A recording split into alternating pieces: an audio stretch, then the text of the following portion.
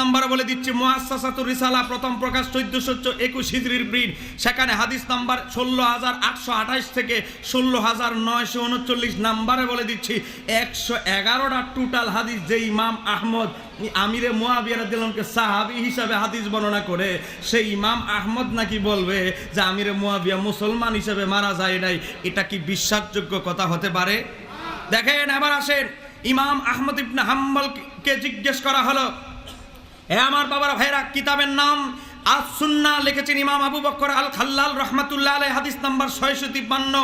জিজ্ঞেস করা হলো সাআলতু আহমদ, ইমাম আহমদকে জিজ্ঞেস করা হলো আন মুআবিয়া ইবনে আবি সুফিয়ান, হযরত আমিরে মুআবিয়া রাদিয়াল্লাহু আনহু সম্পর্কে জিজ্ঞেস করা হলো যে আমিরে মুআবিয়া রাদিয়াল্লাহু আনহু সম্পর্কে আপনার অভিমত কি? কাকে? ইমাম আহমদকে জিজ্ঞেস করতেছে।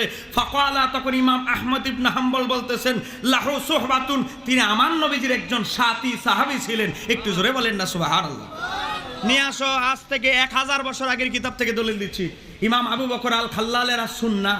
তুমি দিতেছ 600 হিজরির, আমি দিচ্ছি 400 হিজরির ইমামের কিতাব। ইমাম আহমদ বলতেছে আমিরে মুআবিয়া রাদিয়াল্লাহু আনহু তিনি আল্লাহর হাবিবের সাহাবী সাহাবী সাহাবী, জোরে বলেন মারহাবা। ইমাম আহমদ ইবনে হাম্বল বেশি হাদিস জানতো না। হাফিজউদ্দিন ইমাম আবু জরওয়া রাহমাতুল্লাহ আলাইহি জিজ্ঞেস করা হলো, গভীরভাবে নোট করবেন, ইমাম আহমদকে ইমাম আবু জরওয়াকে জিজ্ঞেস করা হলো আপনি বড় মুহাদ্দিস নাকি ইমাম আহমদ বড় মুহাদ্দিস? ইমাম আবু জরওয়া বলতেছে ইমাম আহমদের সাথে তুমি আমাকে কেন তুলনা করছো? ইমাম আহমদ ইবনে হাম্বল 6 লক্ষ হাদিস অ্যানালাইসিস করে গবেষণা করে মুসনাদে আহমদ ইবনে হাম্বল লিখেছে। কয় লাখ হাদিস? আপনাদের ভৈরব হুজুর আছে 6 লাখ হাদিস জানে নাকি?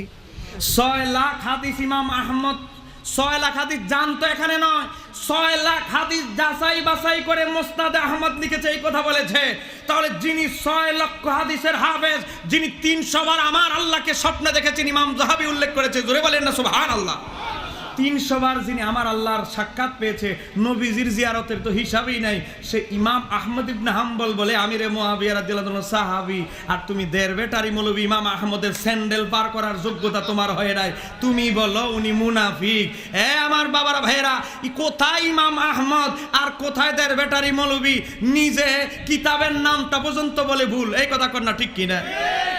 উজদুল গাবারে বলে আসাদুল গাবা, আসাদ মানে সিংহ, কিতাবের নাম পাল্টায়া কিতাবের বানাই লাইতেছে সিংহ প্রাণী। তো এই লোকেরা যদি চ্যালেঞ্জ মারে, আসলে হাস্যকর ছাড়া আর কিছু আছে?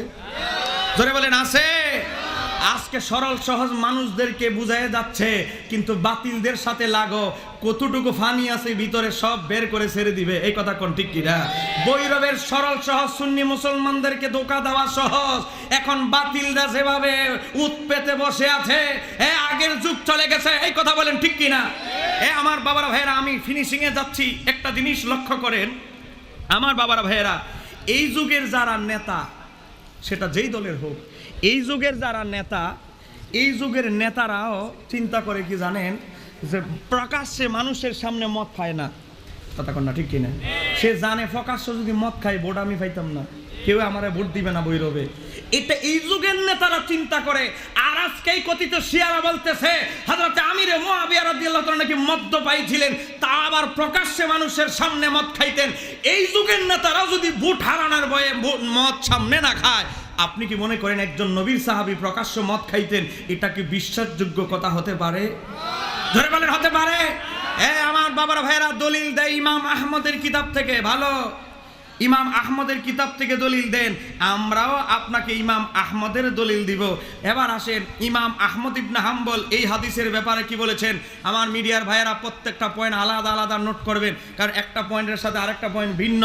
আমার বাবারা ভাইরা দেখেন, আজকে তারা দলিল দেয় কি, কই মুসনাদে আহমদ ইবনে হাম্বলের হাদিসে এসেছে, হাদিস নাম্বার 22941, হযরত আমির মুআবিয়া রাদিয়াল্লাহু সামনে একটা পানীয় আনা হলো, এক প্রকার পানীয়। উনি খাবার যখন এটা পানি পান করতে লাগলেন, উনার সাথে ছিল নবীর একজন সাহাবী হযরতে বুরায়দা রাদিয়াল্লাহু তাআলা। উনার কামনে যখন দেওয়া হলো, উনি নাকি এই কথা বলতেছিলেন, তিনি নাকি বলেছিলেন মা শারিবতু মুনজু হারামাহু রাসূলুল্লাহ সাল্লাল্লাহু আলাইহি ওয়াসাল্লাম, নবীজি এটা হারাম করার পর থেকে এটা আমি আর জীবনে পান করি নাই। এই শব্দ দিয়া তারা বুঝায় কয়টা এমন পানীয় ছিল যেটা হারাম, নবীজি হারাম করেছে। এবার আসেন, এই যে মুসনাদে আহমদ ইবনে হাম্বলের কিতাব, এই কিতাবের লেখক হলো ইমাম আহমদ। জোরে বলেন ইমাম। আচ্ছা দেখি ইমাম আহমদ হাদিসের সনদ নিয়ে কি বলে। তুমি ইমাম আহমদের কিতাব থেকে দলিল দিলা, আমিও ইমাম আহমদ থেকে দলিল দিব। জোরে বলেন না মারহাবা। দেখেন ইমাম আহমদ ইবনে হাম্বল এই সনদের প্রথম ওস্তাদ নাম হচ্ছে যায়েদ ইবনে হুবাব। নোট করে নেবেন, আমি কিন্তু হাদিস নাম্বারও বলে দিচ্ছি। আমার শিয়া হযরতরা আমার বক্তব্যগুলো একটু মিলিয়ে নেবেন। যদিও এখানে আমরা হয়তো কিছু মানুষ শুনতেছি, পরবর্তীতে কিন্তু আমাদের শিয়া ভাই সাবরা গভীর মনোযোগ দিয়ে শুনবে। এদের তো ঘুম নাই, তাহেরি হুজুর এত বড় সম্মেলন করতেছে, এদের কি আজকে আর ঘুম আছে?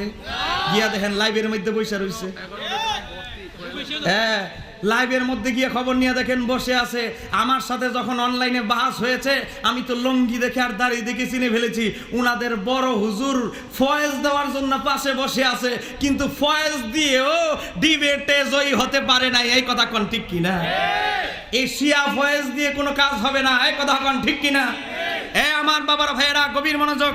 দেখেন ইমাম আহমদ ইবনে হাম্বল বলতেছে, যদিও আমি এই হাদিসটা বর্ণনা করেছি, এই হাদিসে আমার ওস্তাদ যিনি যায়েদ ইবনে হুবাব তিনি আছেন, তিনি হচ্ছেন কাসিরুল খতা, তিনি হাদিসে প্রচুর ভুল করত। আমি ইমাম আহমদের কিতাব থেকে বলছি, ইমাম যাহাবি কিতাবের নাম মিজানুল ইতিদাল, খণ্ড নাম্বার 2 পৃষ্ঠা নাম্বার 100, রাবি নাম্বার 2997। এবার আসেন ইমাম ইবনে হাজার আসকালানি, যার কিতাব না পড়লে বুখারী বোঝা সম্ভব নয়। সেই ইমাম ইবনে হাজার আসকালানি কিতাবের নাম তাকরিবুত তাহজিব, খণ্ড নাম্বার 1 পৃষ্ঠা নাম্বার 222, রাবি নাম্বার 2124। তিনিও বলতেছেন ইয়খতিউ, সে হাদিসে ভুল করত। এখানেই শেষ নয়, এই হাদিসের রাবি নাম্বার 2 হুসাইন, এই হুসাইন ইবনে ওয়াকেদ, তার ব্যাপারে ইমাম আহমদ ইবনে হাম্বল বলতেছে সে মুনকারুল হাদিস, অনেক আপত্তিকর হাদিস বর্ণনাকারী। আর আপত্তিকর হাদিসের এটা হলো একটা। জোরে কন্যা মারহাবা। তোমরা ইমাম আহমদের কিতাব থেকে দলিল দিলা, আর আমি ইমাম আহমদ যে 2 রাবির উপরে আপত্তি করেছে দলিল দিলাম। এবার আসেন হাদিসের বিশুদ্ধতা, হাদিসের পর্যালোচনা। এই হাদিসটি মুসনাদে আহমদে আসার আগে হাদিসটি বর্ণনা করেছেন ইমাম ইবনে আবি শায়বা। মুসনাদে আহমদ যখন লেখাই হয় নাই, মুসনাদে আহমদের ওস্তাদ কিন্তু ইমাম আহমদের ওস্তাদ কিন্তু ইমাম ইবনে আবি শায়বা। মুসনাদে আহমদ কিতাবের যখন পৃথিবীতে অস্তিত্বই ছিল না, এই কিতাবের নামও যখন ছিল না, তখন একটা কিতাব লেখা হয়েছে। কিতাবটার নাম হলো মুসান্নাফি ইবনে আবি শায়বা। সেই কিতাবের মধ্যে খণ্ড নাম্বার 6 পৃষ্ঠা নাম্বারে 188, হাদিস নাম্বার 30560। সেখানের মধ্যে এই যে আল্লাহর হাবিব হারাম করার পর থেকে আমি এটার পান করি না, হযরত বুরায়দার কথা, এই কথাটাই হাদিসে নাই। ওই যে 2 জন অভিযুক্ত রাবী আছে, তারা সুন্দর করে এটা কিতাবের মধ্যে ঢুকায় দিয়েছে। একটু জোরে কন্যা মারহাবা। নিয়ে আসেন মুসান্নাফ ইবনে আবি শায়বা, হাদিস নাম্বার 30560 নিয়ে আসেন, অথবা একটু যাচাই করে দেখেন। গেল এটা। আবার আসেন হাদিস নাম্বার তিরমিজি শরীফের 1444, সিহাসিত্তার কিতাব। এটা গোপন করার কিছু নাই, গুগলে লিখবেন তিরমিজির 1444 নাম্বার হাদিস। হযরতে আন মুআবিয়া ক্বালা ক্বালা রাসূলুল্লাহ সাল্লাল্লাহু আলাইহি ওয়াসাল্লাম, হযরতে আমির মুআবিয়া রাদিয়াল্লাহু আনহু নিজে বর্ণনা করতেছেন। তিনি বলতেছেন মান শারিবাল খামরা, আল্লাহর হাবিব বলতেছেন যে মদ্যপান করবে তাকে কি করো, প্রথমবার যখন মদ্যপান করবে তার বেদ দিয়া ভিটাও। তারপরে বলতেছে যখন মদ পান করতে করতে 4তম বার 4র্থবার হয়ে যাবে, আমার নবী বলতেছে ফাকতুলহু, তাকে হত্যা করো। আমার বাবার ভাইরা, তিরমিজির 1444 নম্বর হাদিস, যেটা বর্ণনা করেছে হযরতে আমির মুআবিয়া, যেই হযরতে আমির মুআবিয়া রাদিয়াল্লাহু আনহু নিজে মদের বিরুদ্ধে হাদিস বর্ণনা করতেছে, যদি 4র্থতম বার মদ কেউ পান করে তাকে যেন হত্যা করে, ফাকতুলহু। আর সেই লোক নিজে মদ পান করবে।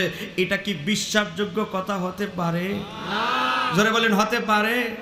জবাব তো আমি আরো বিস্তারিত দিয়েছি, সূচিপত্র পড়তে গেলে তো আমার বহু সময়ের দরকার। আমি শেষ করে দিচ্ছি। আমার বাবার ভাইয়েরা, আপনারা কি বিরক্ত হচ্ছে? আমার কথাগুলো একটু মিলিয়ে নেবেন, নোট করে নেবেন, মোবাইল থাকলে রেকর্ড করে নেবেন।